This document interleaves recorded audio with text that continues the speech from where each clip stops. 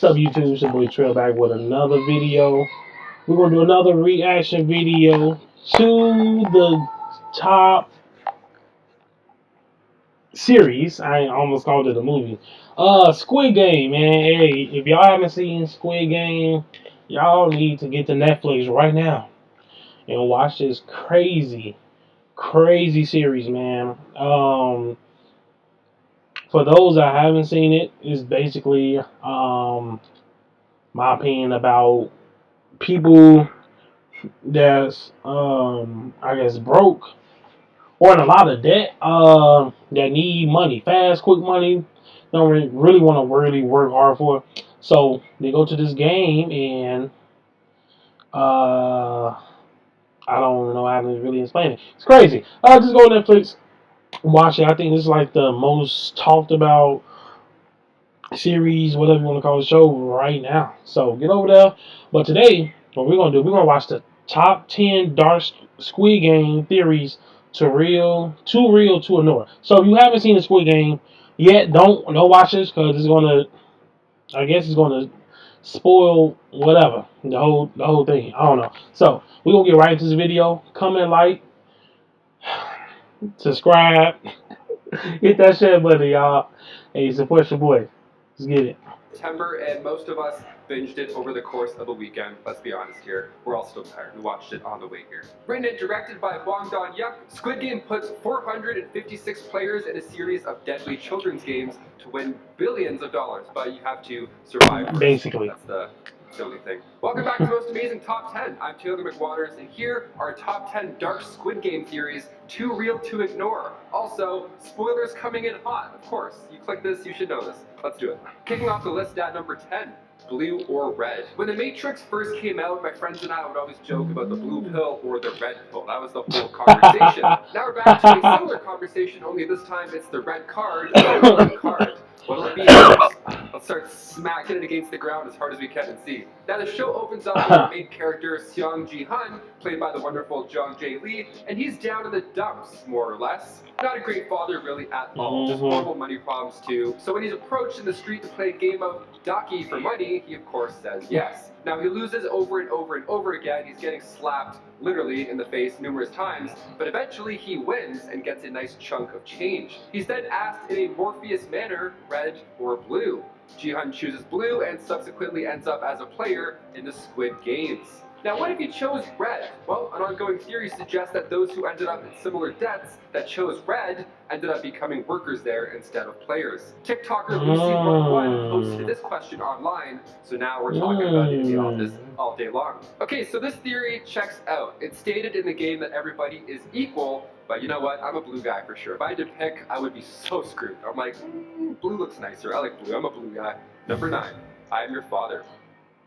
What do you guys think about that? For the people that did watch Squid Game, what do you feel about that theory?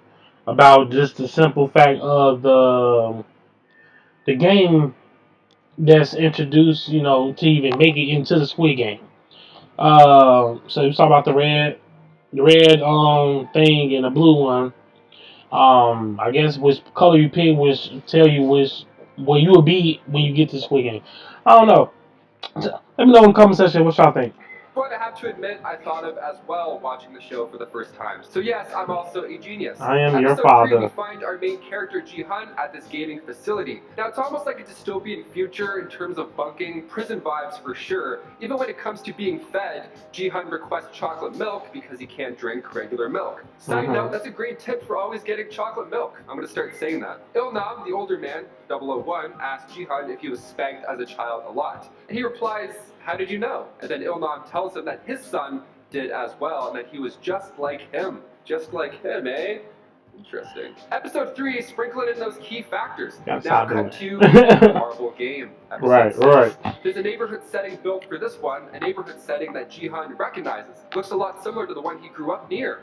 Interesting. Now let's backtrack to that first episode where Ji-hun is attempting to get into his mom's bank account. He tries a series of numbers, and if you've ever done an escape room, you're probably leaning in at this point. He tries to use his own birthday, which is 0426, April 26th. And in that 6th episode, Il-nam asks Ji-hun if it's the 24th yet because his son's birthday is coming up. almost like it's 2 days later on the 26th. Oh. Maybe, yeah. The numbers as well. The first number and the very last, that tipped me off right from the start of the show. Many believe he was gearing up to hand the games down to his own son. That would be lovely. Here's some chocolate milk and tons of death traps. Enjoy. Happy birthday. Number 8. I did not think about that. I wasn't paying too much close attention to those numbers right there. That's crazy. Let me know what you guys think. Changing sides. There's a big turning point in this game that makes it stand out against other shows with similar themes. They get to vote and then they get to go home. Problem solved? Question mark. After the first vote to cancel this Mario Party from hell, the players go back to their real life. Right. Thing is, most of them need that money still. The trauma is already embedded in their brains at that point, so you know what? You might as well finish the mission. 14 players chose not to go back after the 50-51 split because, you know, they don't want to play tug of war till death. Fair, more than fair. But what did those 14 players do instead? Well, the front man tells other guards to watch out for players who didn't return. Yeah, you can't just walk around town and then tell everybody about these games. That's a no-no. Plus, as we see in the show, it's not easy to believe people when they tell cops about this game anyways. Like, he goes and he explains the games, and they're like, yeah, this is insane. Yeah, y'all. I don't know. Some good theories right here, man. Some good theories. Definitely. Insane. Get out of here. You're crazy. So the theory is that the players who didn't return still were recruited to pay their debts by being a worker instead, by going onto the red side. And if you look at the 14 who didn't return, plus previous games, they must have had people there leaving, so it kind of adds up to the amount of workers that we had in season 1 of this show. Hot theory. We love it. Number 7. Winners return. So you win the game, you're rich, now what? Well, considering the patterns that got them in there in the first place, odds are they probably just spent those winnings and then got themselves in yet again another hole.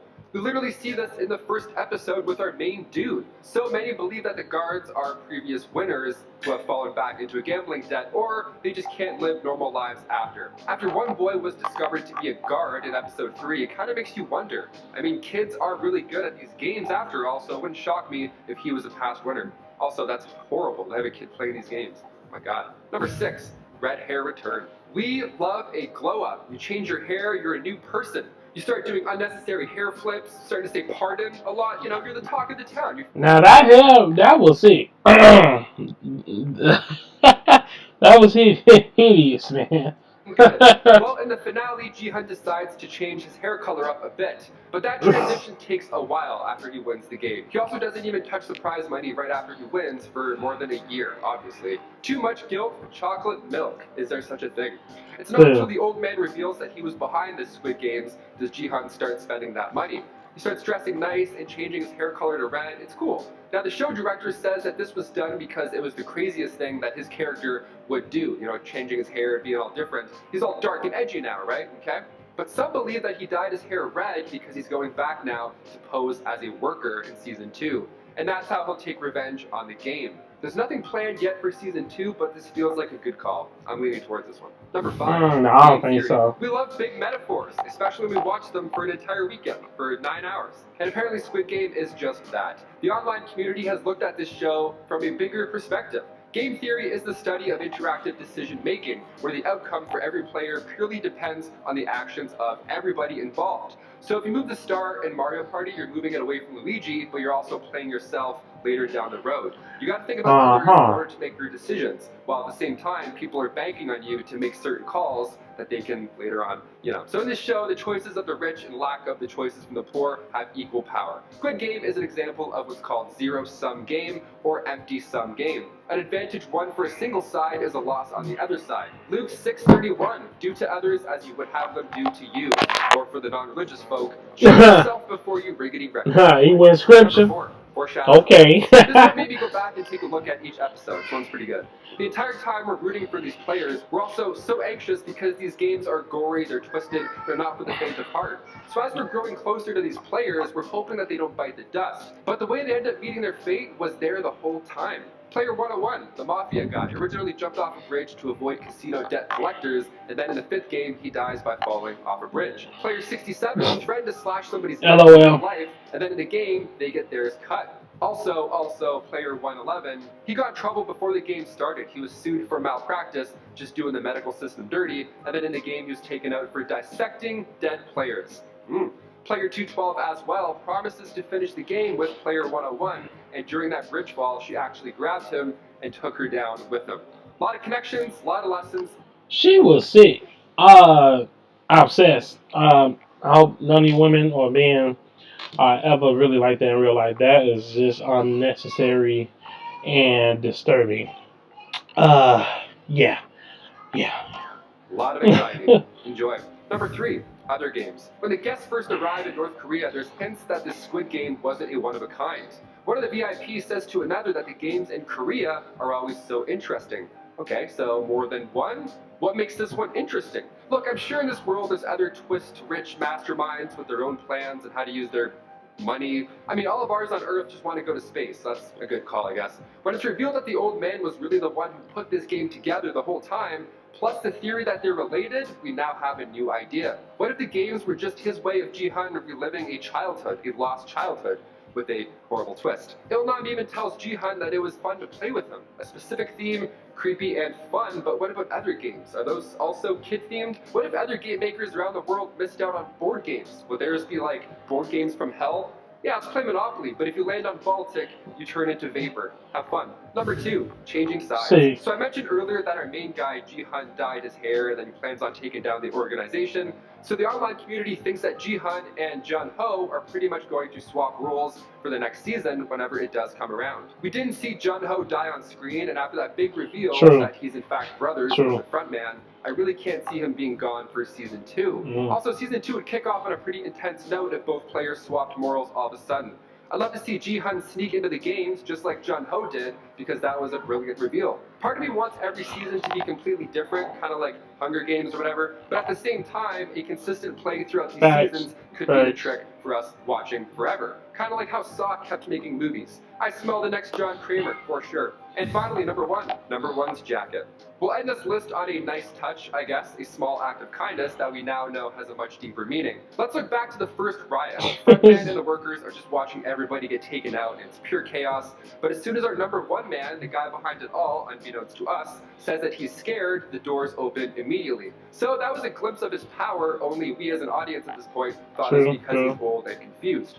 Now, he knew what he was doing. Another game-changing moment was later when Jihan received his jacket before re-entering the competition. It seemed, again, like an act of kindness, but really, he knew that jacket, with that number, held immunity for the games. Guys, those are just 10 Squid Game theories, too real to ignore, but which ones did we miss? Have you seen this insane show? Did you also just waste your entire weekend watching this because you had to binge it? Of course you did. Let's talk shop in the comments down below. I've been your host, Taylor McWaters. Keep on being you, and we'll see you next time on Most Amazing Top 10.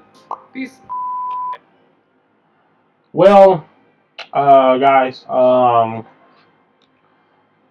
don't know. It's when I watched it, it was, I don't know. It's very confusing, man. I ain't really know exactly, especially the ending. Yeah, I just know, dude. With the guy that supposedly went to college and everything, but really didn't, or whatever the case, he was really bogus. Especially killing, setting up old dude, the younger guy, get him killed. So, but yeah, hey, again, if you have not watched Squid Game, please go watch it. And if you have watched it, comment down below. Let me know what your theory is, or let me know if you agree with these 10 theories from this video. Again, I'm Trail. Comment, like, subscribe, hit that share button. Peace and next time.